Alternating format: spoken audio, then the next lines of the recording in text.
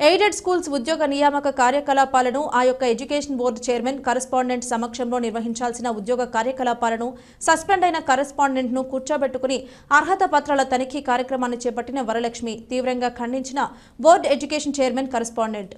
నేను south Andhra Pradesh church యొక్క bishop ప్రెసిడెంట్గా పనిచేస్తున్నాను. మరి ఇటీవల జరిగిన కొన్ని పర్యావరణ పరిస్థితులు, మరి రైల్వే కోడూరు హెచ్ఎంఎం హై స్కూల్లో నా పోస్టును బట్టి జరిగినటువంటి అన్యాయమును, మా మేనేజ్మెంట్కి తెలియకుండా జరుగుతున్న విషయాలను మేము ఇక్కడ అడ్డుకోవడానికి వచ్చినాము. కానీ ఇక్కడ మాకు వాళ్ళు ఇంటర్వ్యూ కూడా ఇవ్వకుండా మమ్మల్ని పంపించేసినారు. కాబట్టి ఆ విషయంలో మా యొక్క బోర్డ్ ఆఫ్ ఎడ్యుకేషన్ చైర్మన్ గారు ఉంటున్నారు. ఆయన క్లియర్గా దాంట్లో ఉన్నటువంటి విషయాలన్నీ మీకు పక్కన ఉన్నారు కనుక ఆయన కూడా కొన్ని విషయాలు ఆయన కూడా తెలియజేస్తాం. మేము వచ్చింది కరెస్పాండెంట్ కూడా ఉంటున్నానండి. ఎస్ఐఎల్సి కరెస్పాండెంట్ కూడా హెచ్ఎంఎం హై స్కూల్ కరెస్పాండెంట్గా ఉంటున్నాను. మరి జరిగినటువంటి విషయాలు ఇప్పటిదాకా ఏది కూడా మాకు తెలియదు. మేనేజ్మెంట్కి తెలియకుండానే మరి ఆయన దేవసుందరం గారు దీని మీద ఇది చేసుకునేసి అన్ని విషయాలు చేసిన తర్వాత దాన్ని మేము మీటింగ్లో పెట్టి కూడా ఖండించినప్పుడు మేము చర్చికి సహకరించడం ఎటువంటి పనులు చేయం సార్, ఇక మీద మేము చెప్పినట్టు చేస్తామని చెప్పి ఈరోజు దానికి వ్యతిరేకంగానే మళ్ళీ ఇక్కడ వచ్చి ఈ యొక్క కార్యక్రమాలను అన్నింటి ముందు చేస్తూ ఉన్నాడు. మేము వాటిని మరి ఈరోజు కాకపోయినా కానీ ఈరోజు నిలిపేసి నెక్స్ట్ వారు ఇచ్చినటువంటి టైం ప్రకారం కూడా గవర్నమెంట్ రూల్స్ ప్రకారము జరగాల్సినటువంటి దాన్ని జరిపించాలని చెప్పేదానికి మేము ఇక్కడికి వచ్చినాం, దాన్ని అడ్డుకోవడానికి. కానీ మాకు వాళ్ళు ఎవరు కూడా ఇంటర్వ్యూ ఇవ్వకుండా పోలీస్ ప్రొటెక్షన్తో మమ్మల్ని అసలు అక్కడ కూడా తరిమేసినారు. దేవసుందరం అంటే గతంలో ఉన్నటువంటి హెచ్ఎం హై స్కూల్ యొక్క కరెస్పాండెంట్. ఆయన చర్చి సస్పెండ్ చేసి మరి నన్ను అపాయింట్మెంట్ ఇచ్చినారు నాకు.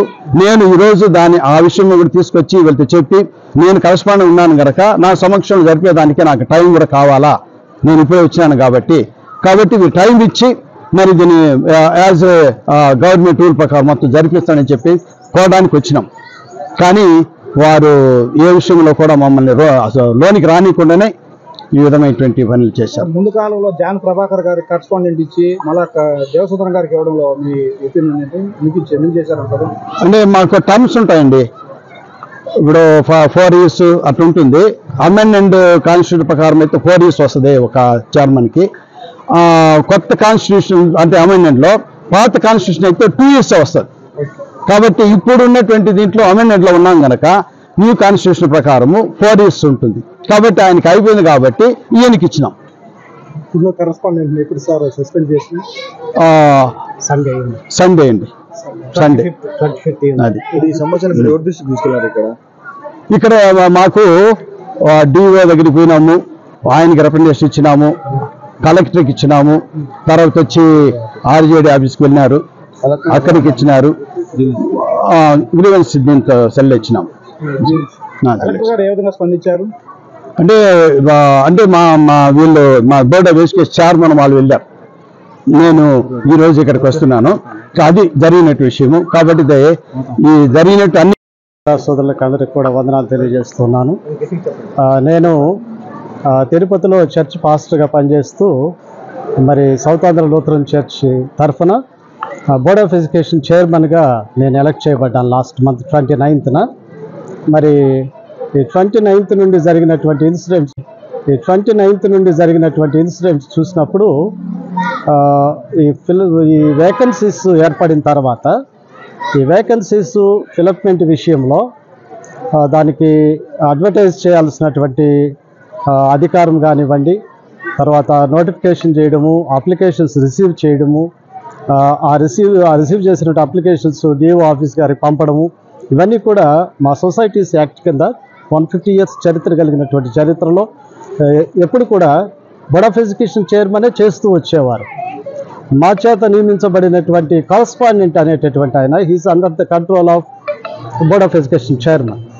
సో కానీ ఈ కరస్పాండెంట్ గారు కేఎం సుందరం గారు, శ్రీ కేఎం సుందరం గారు, దేవసుందరం గారు మరి విద్యాశాఖ అధికారులకు వారికి ఏం చెప్పారో మాకు తెలియదు. కానీ వీరే నోటిఫికేషన్ ఇచ్చేసినారు. వీరే పేపర్ పబ్లిసిటీ ఇచ్చేస్తున్నారు. సో ఇవన్నీ జరిగి అప్లికేషన్స్ కూడా తీసేసుకొని వాటిని స్క్రూటనైజ్ చేసేసి ఇవన్నీ జరిగిన తర్వాత కొంతమంది మన మీడియా మిత్రులు ఇవన్నీ కూడా వీడియోస్ చేసి పెట్టారు. మేము ఆ వీడియోస్ చూసిన తర్వాత లాస్ట్ 25th అంటే లాస్ట్ సండే 25th ఆఫీస్కి కరస్పాండెంట్ గారిని పిలిచాను. పిలిచిన తర్వాత వారిని నేనే అడిగాను చైర్మన్గా, మీకు ఎవరు ఇచ్చారండి అథారిటీ? మీరు అక్కడ వర్కర్ మాత్రమే, మేము మిమ్మల్ని అపాయింట్ చేశాము, మరి మీకు ఎవరు ఇచ్చారు ఈ రైట్ అంటే, సార్ అది పొరపాటును నేను చేసేసానండి అవన్నీ నేనని అన్నారు. పొరపాటును ఎట్లా చేస్తారు? మీరు దాదాపు సమ్ ఇయర్స్గా మీరు కరస్పాండెంట్గా ఉన్నారు కదా, ఎట్లా జరిగిందంటే, లేదండి మమ్మల్ని కొంతమంది ఫోర్స్ చేశారు ఎడ్యుకేషన్ డిపార్ట్మెంట్ వాళ్ళు, ఆ ఫోర్స్ మీద నేనే పబ్లిసిటీ ఇచ్చేసాను. ఎడ్యుకేషన్ డిపార్ట్మెంట్ వాళ్ళు ఫోర్స్ చేసిన అధికారుల పేర్లు ఏమైనా వెల్లడించారా మీకు? లేదు, ఎడ్యుకేషన్ డిపార్ట్మెంట్ వారు అని అన్నారు. వారు నేనేం చెప్పానంటే, సరే బై ఫోర్స్ మీరు చేశారు, ఇప్పుడు మీరు చేసింది పొరపాటు అని మీరు ఒప్పుకుంటున్నారా అంటే, నేను ఒప్పుకుంటున్నాను సార్ అని అంటే, దాన్ని రిటర్న్గా నేను రాసిమ్మని అడిగాను. అది రిటర్న్గా వారు నాకు రాసి ఇచ్చారు, చైర్మన్గా నాకు అది రాసి ఇచ్చారు. నేను పొరపాటు చేసినాను, ఇదంతా కూడా పొరపాటు జరిగింది, ఇవన్నీ నేను రెక్టిఫై చేసుకుంటాను అని చెప్పారు.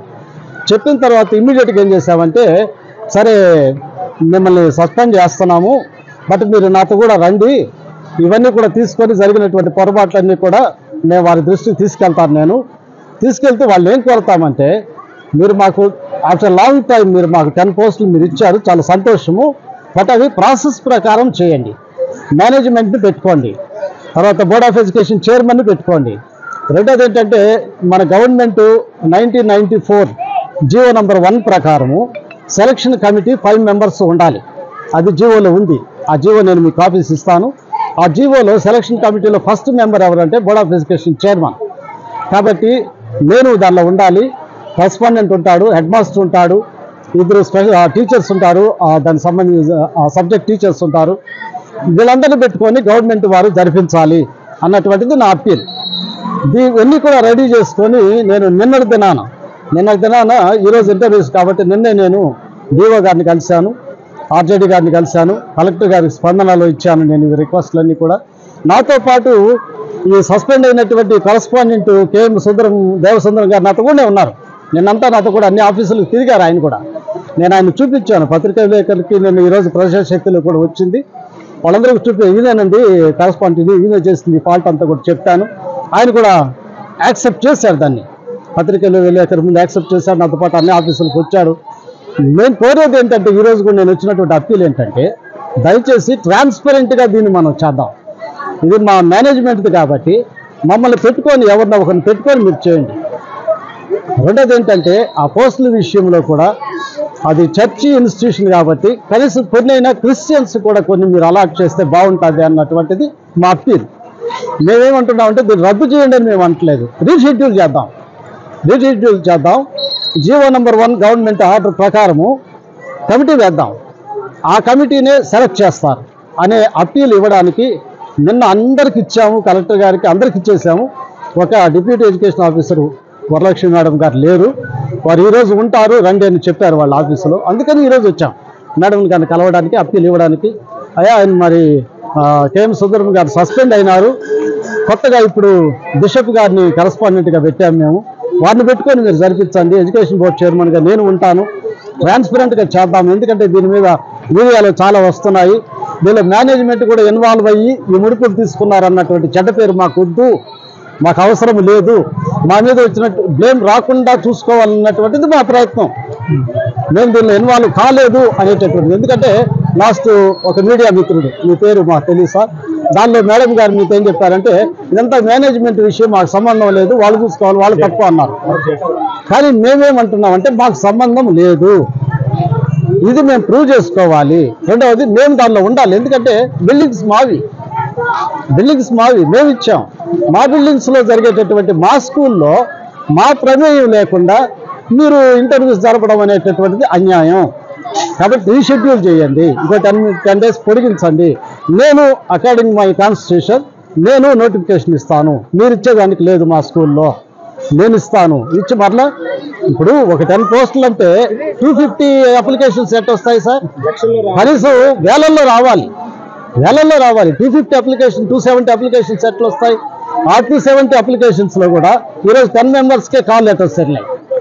270 మెంబర్స్ కాల్ లెటర్స్ వెళ్ళాలి కదా, అది కూడా లేదు. మొన్న 14 to 22 చూపించారు, ఆ రోజు 22 చూపించారు, ఈ రోజు 10 చూపిస్తున్నారు. ఈరోజు నేనేమంటానంటే 270 మెంబర్స్ కాదు, రీషెడ్యూల్ చేద్దాం. కనీసం ఒక 5,000 అప్లికేషన్లు వస్తాయి, అందరినీ పిలుద్దాం. పిలిచి మేము కూర్చుంటాం, మీరు కూర్చోండి, మేనేజ్మెంట్ కూర్చుంటాం, స్క్రూటినీ చేద్దాం, మనం ఫిలప్ చేద్దాం, ట్రాన్స్పరెంట్ గా ఉందామన్నది మా అప్పీల్ అండి. దాని కొరకు మేము వచ్చాము, మమ్మల్ని యాక్సెప్ట్ చేయలేదు. నా పేరు రెవరెండ్ బెంజమిన్ అండి, reverend K J Benjamin. I'm the board of education chairman. ఉద్దేశం ఏంటంటే రిక్వెస్ట్ ఇద్దామని వెళ్ళాం మేము, మళ్ళీ రీషెడ్యూల్ చేద్దాం మేడం, అందరికి ఇచ్చాము, మీకు ఇద్దాము అని వచ్చాము. అందులో నిన్న వెళ్ళాము, మేడం లేరు, ఈరోజు రమ్మన్నారు, అందుకని వచ్చాను. ఈ రోజు ఏమంటున్నారంటే ఇక్కడ 144 సెక్షన్ ఉంది, మేడం కలవడానికి వెళ్ళలేదని.